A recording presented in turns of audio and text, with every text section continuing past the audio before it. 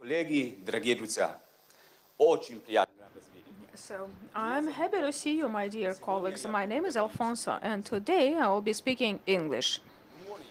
Thank you for the opportunity to speak with you today. Да, спасибо, что у To меня есть start, возможность I сегодня would с вами like to pull беседовать. your experience and view on the Я zero-day для начала market. If хотела you бы feel inclined, узнать please raise your hand ваше мнение and по I поводу recognize зерового your дня, view. zero дня. Если вы So, признаете, how пожалуйста, many of поднимите you руку. Кто из have heard вас stories of people слышал or истории organization людей или who go организаций, burn trading, которые просто trading vulnerability погорели information? вот это вот на торговле, которые Anyone? родились, Don't be наверное, shy. Show your hand. I торгуя know вот этой you вот did. информацией о доступности за нулевого And зира дня. how many of you have ever Сколько experienced из betrayal, вас defection, or extortion испытывали in вот this это вот secretive market? принуждение, либо какой-то And обман how на этом many of секретном you рынке? expect to Кто из face вас any of those ожидает obstacles in the future? вот это вот встретиться с этими Well, препятствиями this в next будущем? talk deals with such И situations. вот это And for сейчас those of посвящено you вот who этому never вопросу. heard such stories, and for И everyone для else тех, too, кто I have никогда не one to слышал share. подобных историй, у меня есть чем поделиться. Jonathan Stewart has a freelance Джонатан job, Стюарт a — это family, and lives in a финансовый Phoenix судья. suburb featuring stucco houses and manicure lawns. Back in 2013, after spending one of his В workdays in Redmond, 2013-м Jonathan was poking around Джонатан on his own when he stumbled into a vulnerability in iOS 7.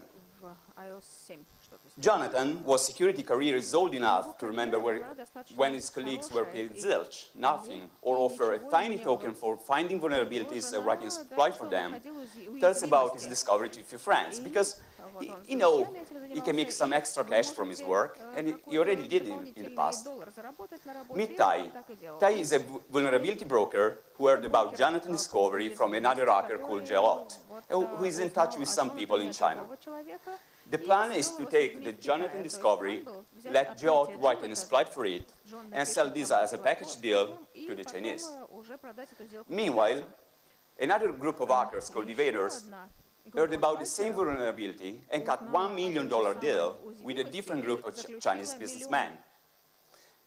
A Jonathan friend got in touch with them in the hope they could all work together. And you know what? After turning him down, the evaders got to the finish line first, figuring out how to exploit the back door and winning the race. Jonathan never thought that one of his friends would turn on him to sell him out. When he found out, with no rules, no watchdogs, no court system to protect the discovery, Jonathan felt used. Which is to say that trading vulnerability information or zero-day exploits is considered a riskier deal. Players in the secretive market of 0 days face some inherent obstacles related to the time sensitiveness of trade commodities, trust, price fairness, and possibility of defection. Or to put it succinctly, this is an airy business. To begin with, vulnerability information is a time-sensitive commodity or a wasting asset. Zero-day exploits are valuable only when they are not widely known, and their value drops instantaneously to zero as soon as the vulnerability is disclosed or mitigation is released. Therefore, transactions should complete in short times and with the required discretion, or every day can be the last day for a zero-day sale. Yet, in this market, with no centralized way to locate its players, finding buyers and sellers can be time-consuming and may require market participants to have business deals with individuals they are not familiar with, whose true intention are hard to verify. Furthermore, even if buyers and sellers manage to find each other with this, negotiating a fair price is often challenging due to a lack of transparency. Adoption levels of vulnerable component, presence within a given attack surface, level of authentication required to exploit the vulnerability, difficulty of independent rediscovery, exploit reliability, and other factors all have an impact on the final price. Still, these are difficult to measure. And the position of the security researcher is further impoverished by the tension that exists between the amount of information they are required to disclose and the risk of losing intellectual property. As it happens for other information goods, proving that validity of vulnerability information without disclosing it is often challenging. There are essentially two approaches, reveal or demonstrate, and they are both undesirable. If the seller reveals something about the vulnerability, the possibility exists for the buyer to take it without paying for it, and vice versa. If the buyer pays for the vulnerability, the seller might run away with the money without supplying the information goods. Demonstrating the validity of a vulnerability via an exploit is not any better. Whoever controls the computing environment has an edge over the other party. On the one hand, if the seller supplies the computing environment, then the possibility exists for the same to tamper with it, leaving the buyer in the position to be unable to verify its integrity. On the other hand, the buyer will be in the position to record the working of the exploit and to steal the intellectual property if the demonstration has to be carried out on the buyer devices. Even worse, any vulnerability claim can be ensured. Upon learning about the vulnerability from the seller, the other party might claim the same vulnerability as their own and sell it or exploit it. As many trades are international and unregulated, it becomes hard to enforce the potential contracts. And finally, sellers may be interested to grant exclusive rights to the buyer in order to receive the largest payoff. But the seller may also defect, selling the same intellectual property to multiple participants. This time, are the buyers to lack a means to protect themselves? Of course, contracts may include language that force the security researcher to return the money, return the fund, should the same not honor the contractual obligation. But in the zero-day market, the difficulty to identify sellers, to attribute multiple transactions for the same information good to the same supplier, and to enforce contract, help buyers willing to betray. These are obstacles that traditional business and service do not have to face. In order to alleviate some of these hurdles, it was suggested to use punishment to discourage the buyer from defecting in the form of public disclosure of vulnerabilities, resort on the use of trusted third parties as crucial entities for enabling cooperation market participants, a sample which are escrow service, or build a reputation system as an instrument to establish trust relationship between these trustful players, a sample which are reputation score we find on black markets. Today, I will tell you about the first results on an ongoing study on extortion and cooperation in the zero-day market through the lens of game theory. Now, theory is boring, you might say, and precisely because it's boring, I went through it so you don't have to. The questions motivating this research are: can the zero-day market achieve cooperation and efficiency even in absence of trusted third parties, even in absence of escrow service, for instance? Can punishment discourage the buyer from defecting? Under which condition a player can extort the opponent? Can cooperation be sustained also in a fully anonymous setting? And what about semi-anonymous setting? The talk will address this and other questions by providing an analysis of zero-day trading strategies applicable to each scenario.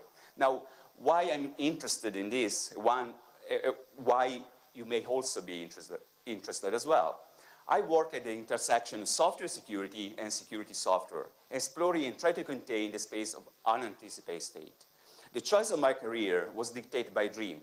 I dreamed that software manufacturers have the incentive to build security into their products. I dreamed that security researchers have efficient means to capitalize on effort in their security analysis. I dreamed that users have an instrument to hedge against the information security risks they're exposed to. I essentially dreamed that information symmetry is finally established between buyers and sellers in the security market. But that's just me. The reality is that current economic, regulatory, and legal incentives are misaligned, distorted, ineffectual. What we assist today, what we observe today, is what economists call a market failure. And a market failure is about the inability to self-correct. Software manufacturers will not forgo shares. Software users will not forgo features, which translate in greater complexity and in greater attack surface. And attackers will not forgo attacking tens of millions of vulnerable systems. How to invert this market? How do we change? I'm on the record for founding BWise, the first information security prediction market. This was my contribution towards establishing the required incentives. While I didn't succeed so far, there's still hope in me that we can improve our global security posture. In order to understand the market forces behind the zero-day market and the need for our community, I turn my attention to the dynamics in this economy. Understanding the emergence, sustainability, and breakdown of cooperation in the zero-day market is increasingly important. As our society grows more interconnected, it becomes more interdependent within itself. And the more interdependence, the greater the dynamic range of possible failures. Hence, it comes as no surprise that vulnerability information is key for both offensive and defensive purposes. Zero-day exploits are gaining a prominent role in modern-day intelligence, national security, and law enforcement operation. Nation-state actors are buying vulnerabilities. Security scholars propose the intelligence and law enforcement communities to use zero-day hacking as a alternative mean to address their need to access communication. And the underground community, as well as the surveillance and defense industries, happily respond. Which is to say that this work finds application in a number of markets for vulnerability information and zero-day exploits. They range from over-the-counter zero-day trading to boutique exploit providers offering zero-day vulnerabilities for a subscription fee, to service models for vulnerability research. In order to understand extortion and cooperation in the zero-day market, we need to understand the story of the bazaar, the Maharaja ultimatum, and the shadow of the future. This is the story of the dilemma faced by zero-day market participants who are each given the incentive to exploit each other. Few preliminaries and definitions are due. The ultimatum game is a game in economic experiments. The first player, the proposer, receives a sum of money and proposes how to divide the sum between himself and another player. A second player, the responder, chooses to either accept or reject the proposal. If the responder accepts, the money is split according to the proposal. If he rejects, neither player receives any money. The prisoner dilemma is the canonical game study in game theory that shows how two purely rational individuals may not cooperate, even if it appears that it's their best interest to do so. In the prisoner dilemma, two prisoners commit a crime. If they both do not confess, they get a low punishment. If they both confess, they get a more severe punishment. If one confesses and the other does not, then the one that confesses gets a very low punishment, and the other one gets a very severe punishment. The iterated prisoner dilemma is a repeat game, where the prisoner dilemma game is the stage game. Agents play the prisoner dilemma game an indefinite number of times. Now, in order to model zero-day trades, I'm using a new game I call the zero-day dilemma. And the zero-day dilemma is as follows. There's a zero-day seller and a buyer. У нас покупатель, есть продавец. Play the zero-day and pay for the same. They both receive a reward payoff, R. Here. If they both defect, respectively retaining the intellectual property and the money, they both receive a punishment payoff, P. If the buyer pays for the vulnerability and the seller defect, then the buyer receives a sucker payoff, S, and the seller a temptation payoff, T. However, if the seller supplied the zero-day and the buyer defects, then three options became available to the betrayed participant. The seller may either opt to accept the betrayal, this is what I call a submissive scenario, or to pursue two paths for immatched retaliation. A first avenue of retaliation is to close alternative deals for the same intellectual property with other buyers. This is what I call an adaptive scenario. A second avenue of retaliation, resembling the doctrine of mutually assured destruction, is to publish the zero-day and negate its value to the exploiter, minimizing the window opportunity associated with the discovered vulnerability. This is what I call the match scenario. Both in match retaliation approach work as long as the vulnerability information is fresh. Now, the payoff for the three scenarios are as follows. In the submissive scenario, the seller receives the sucker payoff S and the buyer the temptation payoff T. In the adaptive scenario, the seller receives the expired payoff Z and the buyer the refurbished payoff U. In the third and last scenario, the seller receives again the sucker payoff S, but the buyer receives a residual payoff V. The following condition holds for the payoff. The temptation payoff is strictly greater than the reward payoff. The reward payoff is strictly greater than the punishment payoff. The reward payoff is strictly greater also than the refurbished payoff, the residual payoff, and the expired payoff. Finally, the punishment payoff is strictly greater than the sucker payoff. Few remarks. In the submissive scenario, traders are playing the standard prisoner dilemma. The relationship R greater than P implies the mutual cooperation is superior to mutual defection. However, the relationship T greater than R and P greater than S imply that defection is the dominant strategy for both agents, or defection is better than cooperation for one player, no matter how the player opponent may play. In the adaptive scenario, though, neither buyer nor the seller having a dominant strategy if we assume the spy payoff to be greater than the sucker payoff and the refurbished payoff to be smaller than the reward payoff. In particular, if the betrayed seller has the ability to close alternative deals for the same exploit, selling one-day fully undetectable or one-day private exploit, for instance, then defection is not the dominant strategy anymore. But the market nature plays a role in this capacity. Today, the zero-day market is not a monopsony and is weakly regulated. But starting from the implementation of the Wassenaar arrangement, the regulation and law may emerge in this area and may have an impact on the market liquidity. The med scenario is a variant of the standard prisoner dilemma, where the seller has the ability to negate the buyer the temptation to defect, and he does so by making sure the temptation payoff approach the punishment payoff. Hence, defection is not a dominant strategy only for the buyer.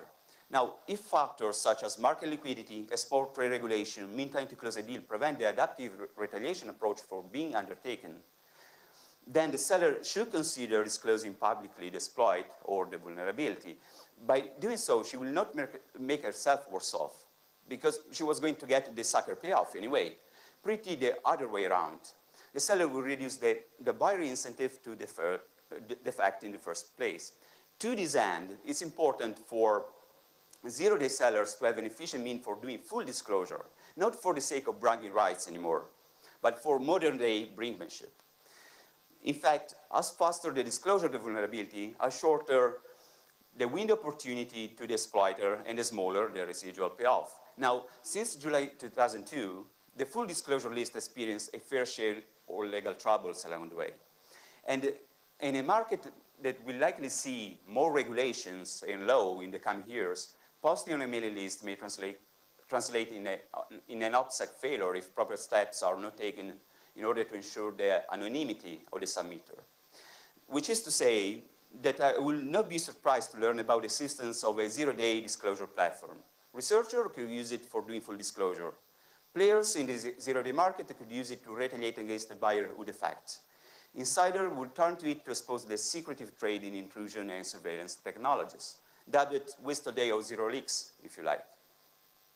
Now, it's worth to note that as long as the seller doesn't play in the submissive scenario, the buyer is not better off defecting. This means that in the one-shot sequential zero-day dilemma, cooperation is possible if the seller moves first and retains the ability to punish the buyer who defects. If this is not the case, the rational outcome is the action profile of mutual defection. The dilemma then is that mutual cooperation yields a better outcome than mutual defection, but is not rational outcome because the choice to cooperate at the individual level is not rational from a self-interest point of view. Therefore, I want to ask you, if no form of punishment can be undertaken by the seller, can cooperative outcome still be sustained as an equilibrium? Now, whenever we speak about equilibria, whenever we have the opportunity to reason about zero-day markets in terms of equilibria, we are speaking about Nash equilibria.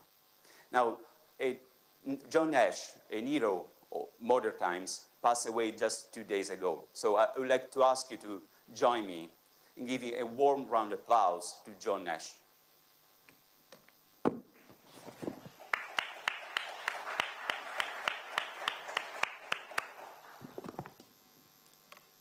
That said, speaking about equilibria, the iterated zero-day dilemma is a repeat game where the zero-day dilemma is the stage game. Agents play the zero-day dilemma game an indefinite number of times. Whenever the submissive scenario applies, the iterated zero-day dilemma game reduced to the iterated prisoner dilemma. Therefore, it becomes possible to tap into the extensive theoretical and experimental literature devoted to the study of repeat games and draw some prediction on the emergence, sustainability, and breakdown of cooperation in the zero-day market. I ask you to consider 3 scenarios. the anonymous setting, where traders know the identity of the party they are dealing with, the anonymous setting, where trades takes place among strangers, and the semi-anonymous setting, where either the buyer or the seller is anonymous. It has been well known that since the Robert Oman work published in 1959, that in the anonymous setting, two rational individuals may sustain the cooperative outcome if they face each other an indefinite number of times. More recently, William Preston and Freeman Dyson changed the viewpoint in this game by illustrating the power granted to a sentient player, or a player with a theory of mind. Now, a theory of mind is a poetic way to say that the player realized that her behavior can have an influence, can have an impact on the opponent's strategies. Preston Dyson introduced a new class of trading strategies called zero-determinant strategies, which enforce a linear relationship between the two player scores. Now, zero-determinant strategies have far-reaching consequences for zero-day traders. If one trader is aware of zero-determinant strategies, but the opponent is an evolutionary one, then the former can choose to extort the latter. A player is said to be evolutionary if she possesses no theory of mind, and instead simply seek to adjust their strategy to maximize their own score in response to whatever the adversary is doing. Now, extortion strategies grant a disproportionate number of IPL to the extortionist to the expense of the victim. But it's the victim's best interest to cooperate with the extortionist because she's able to increase her score by doing so. And in so doing, she ends up increasing the extortionist score even more than her own. The victim will never catch up to the extortionist, and she will accede to her extortionist because it pays her to do so. Here we have an example of an extortionist relation, granting 3 times the share of payoff above punishment, P, to X compared to those received by the opponent Y. But how does it work in practice? In practice, if we suppose the reward, temptation, punishment, and sucker payoff to be respectively equal to 3, 5, 1, and 0, and if we assume that I was an extortionist player and you an evolutionary one, I could have played in the following way. If we both cooperate last time, then I cooperate with probability 11/13. If I cheat you last time, then I cooperate again, but with probability 7/26. If you cheated me last time, then I cooperate with probability only 1/2. And if we both defect, I defect. In this way, on the long run, my score -1 will be twice your score -1. I refer you to their paper for the details. But Preston Dyson also showed that if both players are sentient, but only one is knowledgeable about zero-determinant strategies, then the iterated prisoner dilemma reduced to the ultimatum game. Let's suppose both players are sentient, but only the buyer, is knowledgeable about zero-determinant strategies. Then the buyer may try to extort the seller, but the seller will eventually notice that something is amiss. Whenever she tries to improve her score, she ends up improving the buyer's score even more. Now, having a theory in mind, she may eventually decide to sabotage the scores of both in the tentative to change the buyer behavior. The iterated prisoner dilemma then reduced to the ultimatum game, with the buyer proposing an unfair ultimatum, and the seller responding by either acceding or sabotaging both player scores. Finally, Preston Dyson showed that if both players are sentient and witting or zero-determinant strategies, then what they can do is to play what they call a generous zero-determinant strategies. In fact, any tentative to extort the opponent will result in low payoff for both. Therefore, the rational thing to do is to agree on a fair cooperation strategy. They can do that if they unilaterally set the other score to an agreed value, presumably the maximum possible. Whenever they do that, neither player can improve their score by violating the strategy, and each is punished for any purely malicious violation. Similarly to what we've seen for the extortionist relation, here we have a generous relation, granting to the player X 2 times the share of payoff above a reward compared with those received to the player Y. In practice, if we assume the same payoff for the reward, temptation, punishment, and sucker payoff as we did before, 2 players, X and Y, could play in the following way if they know about zero-determinant strategies. If they both cooperate last time, then X cooperates. If X cheated Y last time, then X cooperates again with probability 8/10. If Y cheated X last time, then X cooperates with probability 3/10. And if they both defect last time, then X cooperates, but with probability only 2/10. On average, on the long run, the score of X minus 3 will be twice the score of Y minus 3. But all the results cited so far apply only if the market participants have the ability to recognize the identity of their opponent that they are dealing with. Identification is required to ascribe past action to the same market participant and to choose strategies according to the outcome of past interaction. But nowadays, there are a number of black markets where traders are anonymous. So it's natural to ask, is cooperation possible in anonymous zero-day markets? Do you believe it is? If yes, which institution for monitoring and enforcement promote cooperation in this setting? In an experimental study on anonymous economies, Gabriele Camera and Marco Casari found out that cooperation is high and increased with experience. But they also noticed a low degree of cooperation when subjects see aggregate outcomes without observing identities, as may result from discussing trading experience on anonymous fora.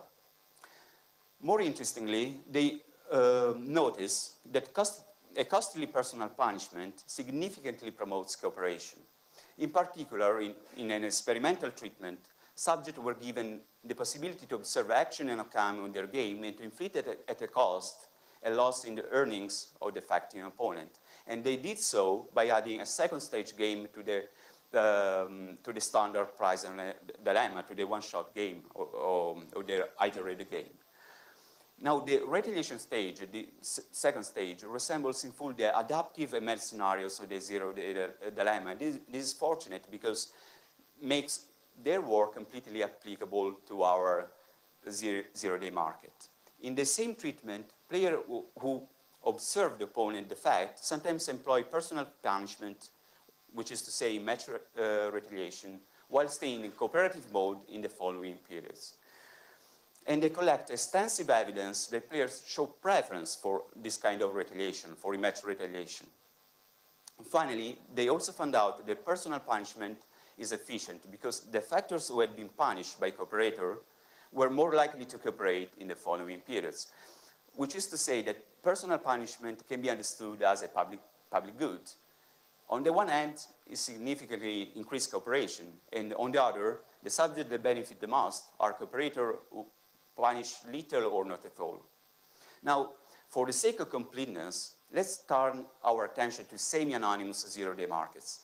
If only one party is anonymous, the anonymous counterpart has no ability to know which already had any deals with the same participant. Therefore, the latter can benefit from being sentient, from having a theory of mind, and is forced to choose strategies as an evolutionary player would do.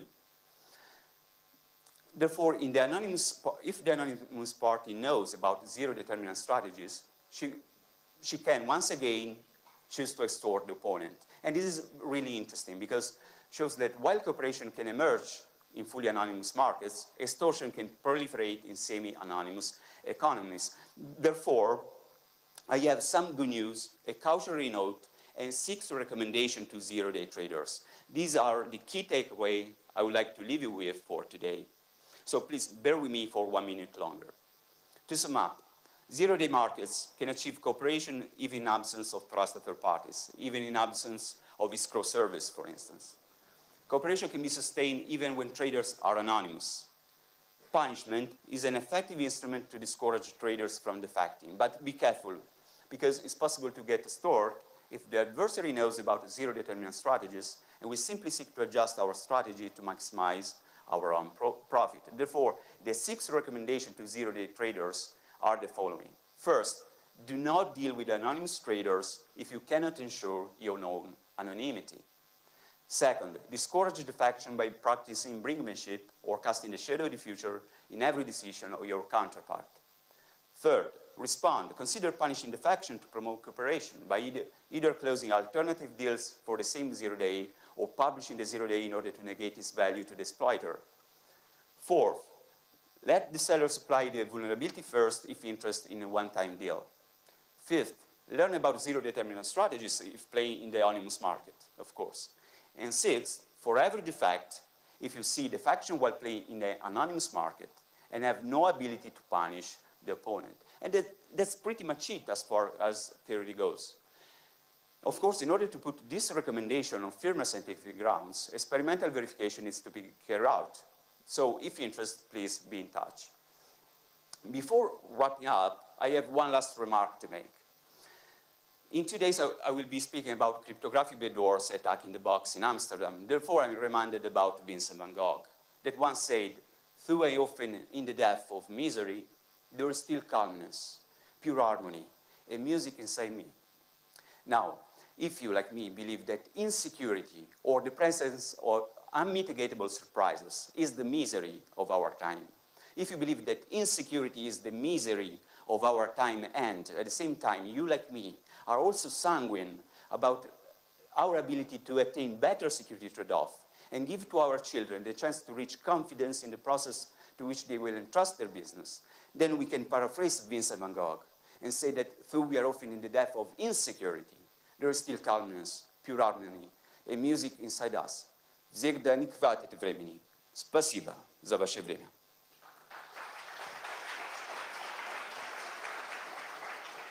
Any questions?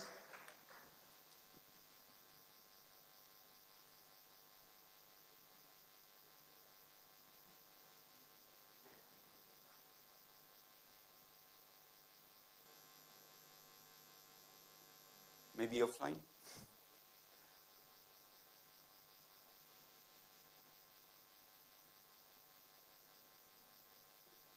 No questions. Okay, thank you.